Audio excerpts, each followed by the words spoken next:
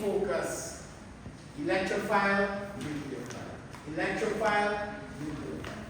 So in our example here, the double bond acts as our nucleophile, and the hydrogen here acts as the electrophile.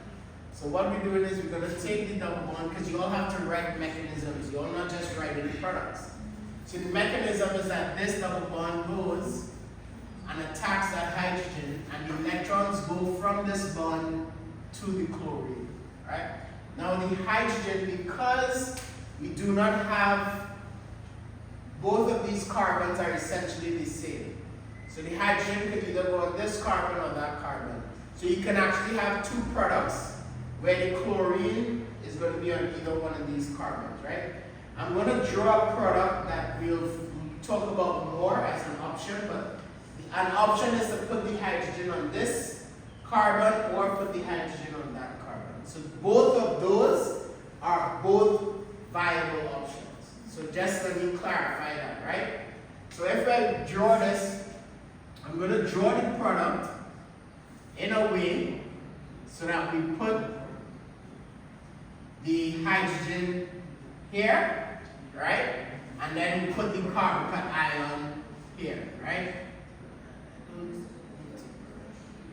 I put the carbon ion here. Now I'm putting the carbon ion here. That's one option, but I could have also done this where I put the carbon ion on that carbon. That is also perfectly fine. Both of them would have given you same products. Not same products. Both of them are the same in terms of types, right? But let's talk about this one, because this is more of a preferred, and I'll explain why. When you have this product here, this chlorine also has a hydrogen that's attached here, right? And if I look at the difference between the carbon ion here and the potential carbon ion that can form here, what I can see is that this hydrogen can shift to that carbon ion. So the shift of the hydrogen, and why did I put chlorine? The shift of the hydrogen allows for a more stable carbon ion. So by shifting the hydrogen, I actually make or form a tertiary carbon ion. So I have a hydrogen here and hydrogens here. So now I have a tertiary carbon ion. So this is a rearrangement. So I'll write it right here so that we can understand. And this rearrangement is a hydride shift. So we need to understand that a hydride shift happens because you can make a more stable carbon ion. So that is when this positive charge is near that metal group. Now when it's here, there is no shift. So I'll say this. This compound here would then go, we have a chlorine that will attack this over here, and then you'd actually get a product that looks like this. Like that. And that's it. Right? There's no difference. Right? This actually, let's see, 1, 2, 3. 1, 2, all right.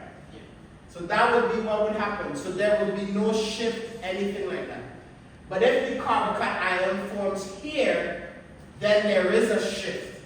There's a shift of the hydrogen from that carbon to this carbon to make a more stable carbon ion.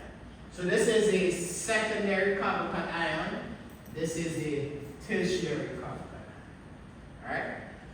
Now that I have a tertiary carbon ion, my chlorine, that's the nucleophile, will now go and attack. So this is my nucleophile, and this is my electrophile. It will go and attack here. So my final product would be this.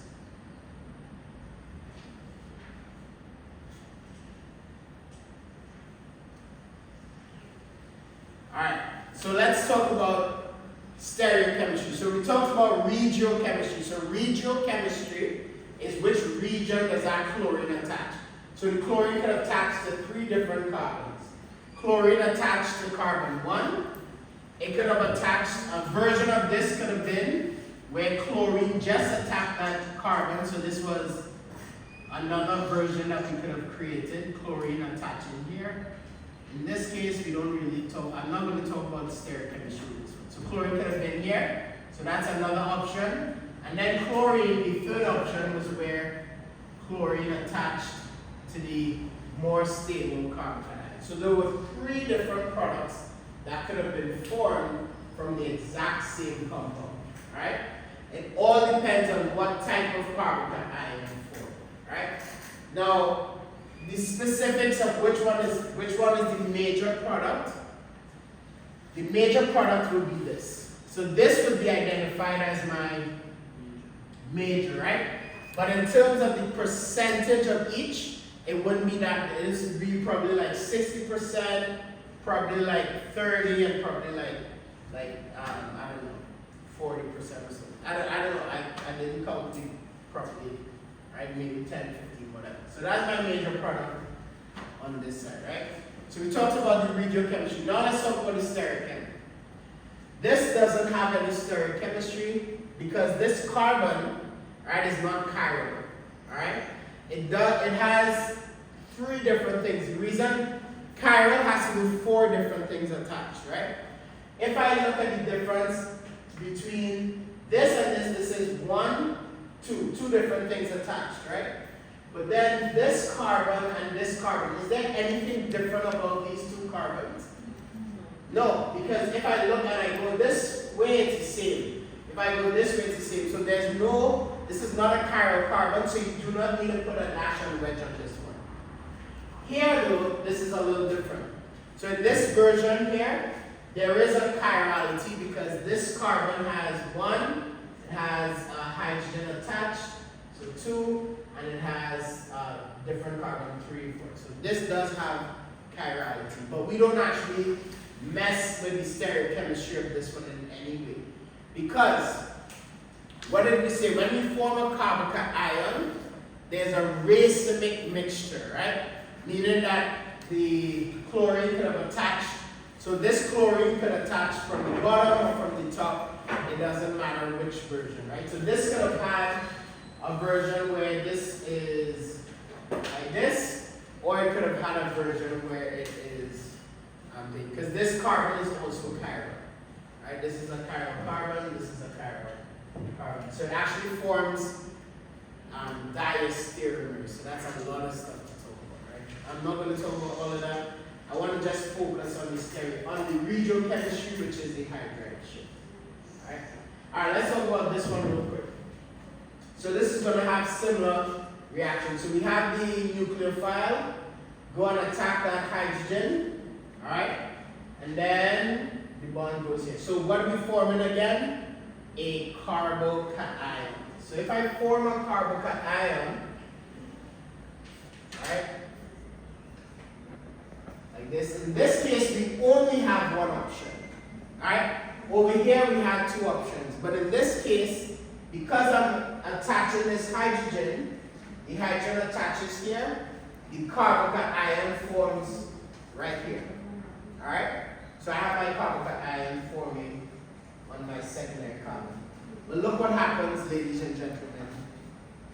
This is a secondary carbocation ion. If I perform a methyl shift, I now create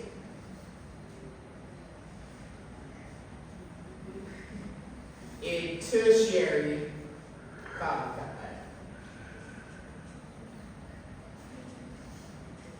So you create a tertiary carbocation. See, you have to remember that again, this is a secondary, right? By moving this methyl group over, I now create a more stable carbocation ion, which is tertiary. So then this has a chlorine that goes and attacks that carbocation ion, so our product becomes bromine. And then our product becomes, in this case, this, Now we do have stereochemistry we have to consider. Alright? This creates a racemic mixture.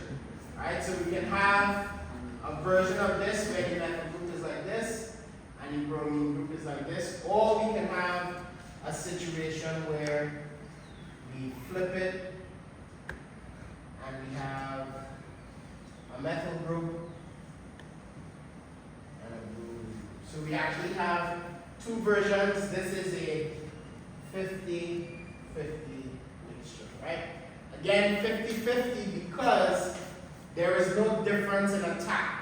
The attack can happen from above or from below. It doesn't matter because it forms a carbon ion. There's nothing sort of forcing it in one way or another. The only way we get a difference of attack is if there's some sort of bridge or something blocking it. Alright, so that's what we get. Alright, any questions on this?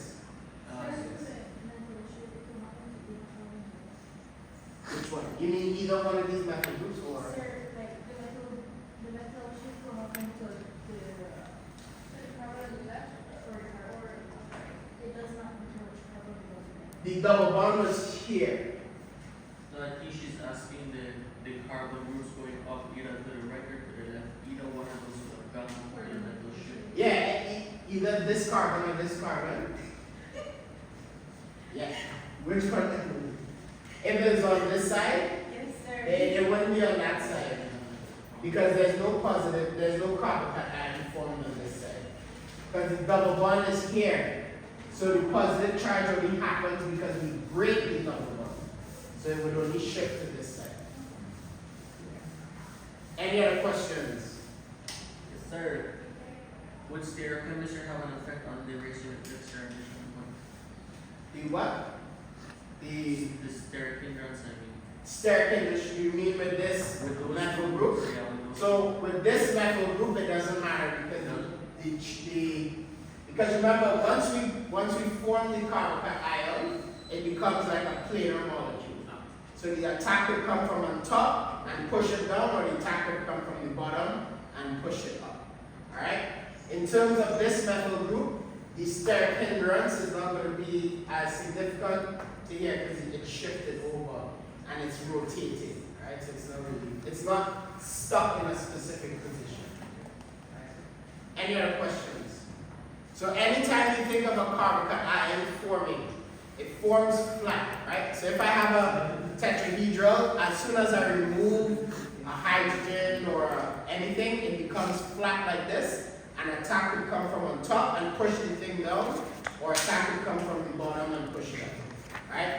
So the only way for us to definitively choose stereochemistry is if when it turns flat, there is something blocking it on one side.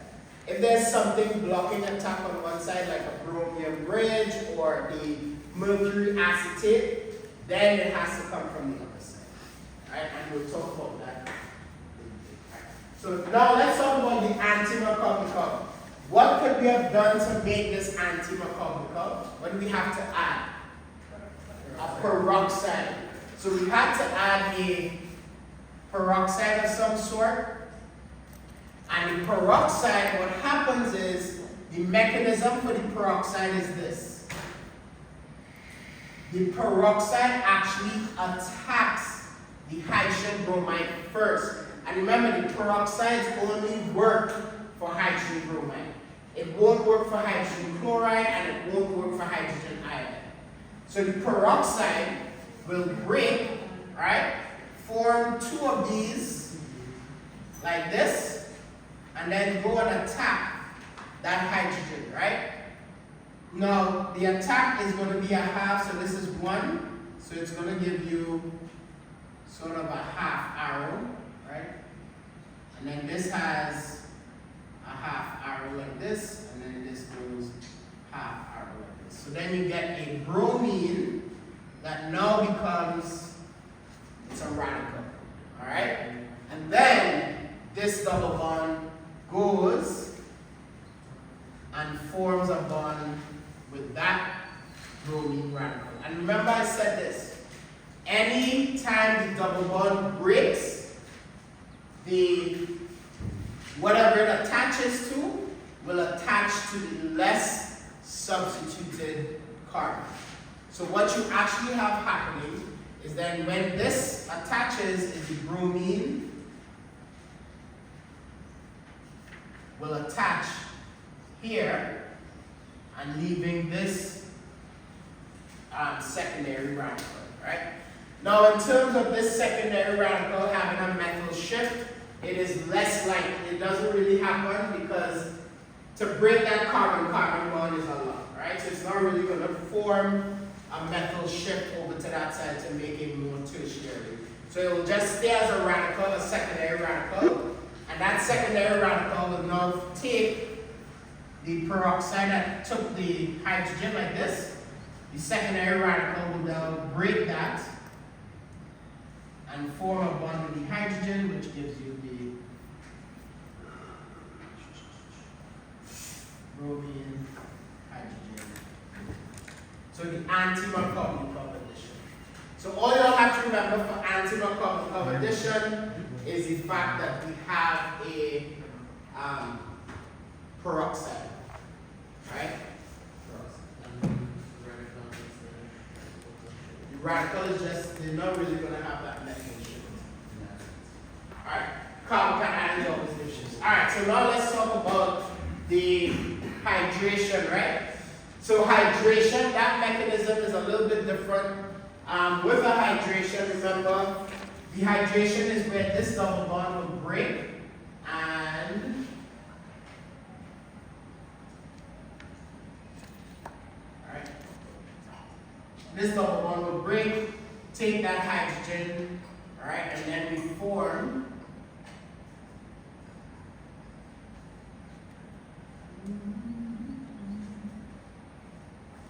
alright, so now this is where we want to talk about what type of carbon cation can be formed. So that hydrogen, let's look at the hydrogens. This hydrogen can attach to this carbon or to this carbon, right? And it's going to form a carbocation. Now, would you prefer the carbocation here or would you prefer it there? Which one do you think is the preference?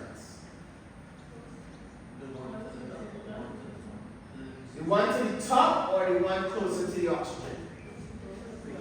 Why? You talk about hyperconjugation, that's not what it is because hyperconjugation is if you have single bonds, right? The single bonds are what are dominating, but it's not, it's similar though. Remember, it has lone pairs. So the preferred carbocation is this. So this is the carbocation form because, and this is the reason, resonance stabilization. It's a resonance stabilization. So what happens is this lone pair could go down and this could form a resonance structure that looks like this.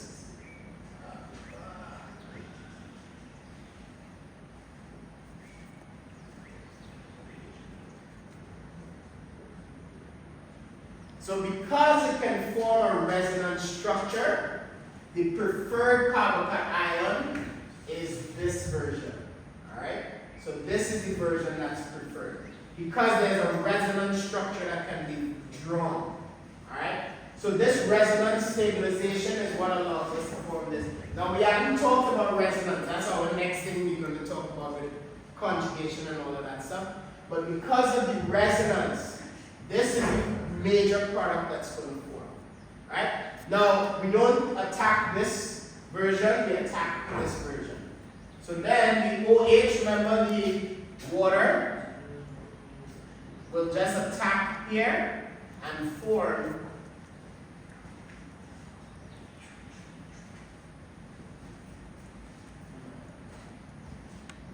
we have OH, H, form that positive charge here, and then the SO4 minus, we're just going to take that, well the HSO4 minus, we're going to take that hydrogen, go down here, and we form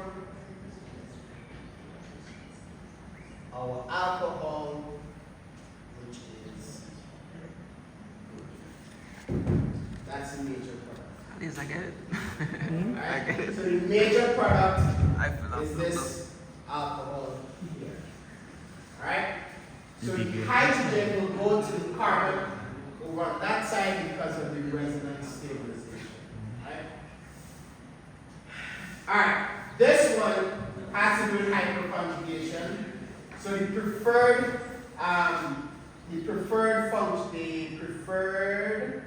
carbon ion that will be formed, because it's the same mechanism, guys.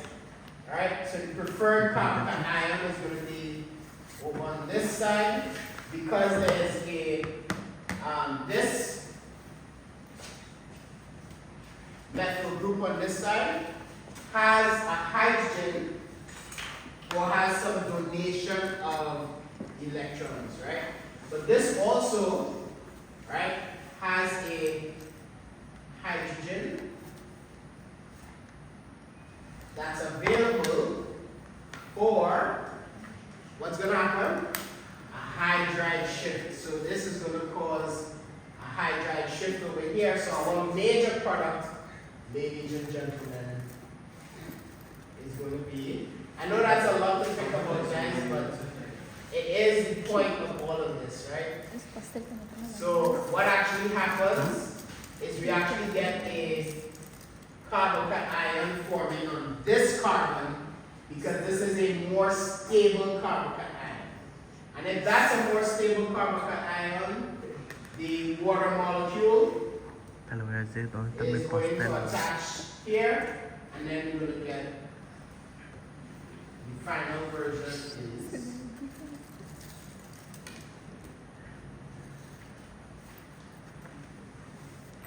something like that. Alright? Alright. Whole lot of time. Ooh, that's a lot.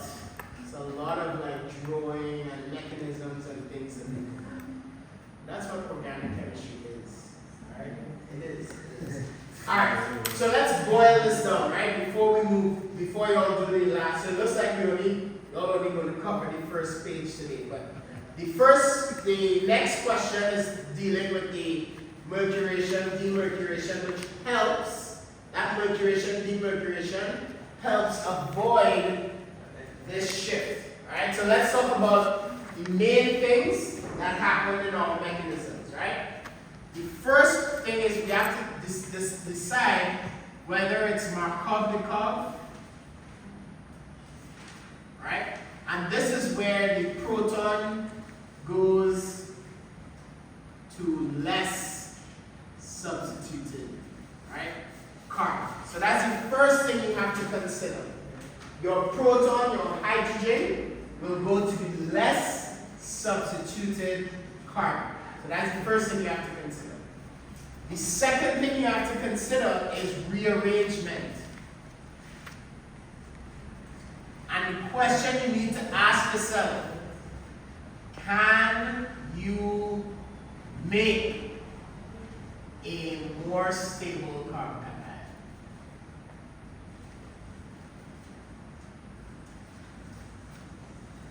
So if I'm going to form a carbocation ion, there's always a potential for rearrangement if I can make a more stable carbon ion. Right? So the thing that you always have to remind yourselves is that you have to think about, are you making a more stable, can you make a more stable carbon ion? So first consider hydrogen goes to less substituted carbon. Simple, right? But once the carbon ion is formed, you have to consider, can you make a more stable version of itself? Alright? So those are the two things that you all need to consider. The last thing is whether it's anti-Markov-Nikov. We already talked about the option there. Right? That's with the peroxide. Right? The other thing that we talked about was the stabilization of that carbon ion through resonance. Right? And we'll talk about resonance this week, but resonance is something next week. We'll talk about resonance next week, but resonance is something that helps us decide if we can stabilize that carbon ion by forming a different version of it. So those are our options. So all of these mechanisms are simply Markov-Nikov. Let's substitute it and rearrange them. This is just for regiochemistry, because when we form a carbonyl ion, there is no stereochemistry you'll have to chlorate on. You will always make a racemic mixture, all right? Because you're going to attack from the top or below, unless there's some serious steric hindrances in that. All right, so y'all now go ahead and finish that last question. I think you all have about 15 minutes. The third one, and that's where you have the oxymercuration, demercuration, right? So draw the mechanism for that one. This one you have to consider stereochemistry.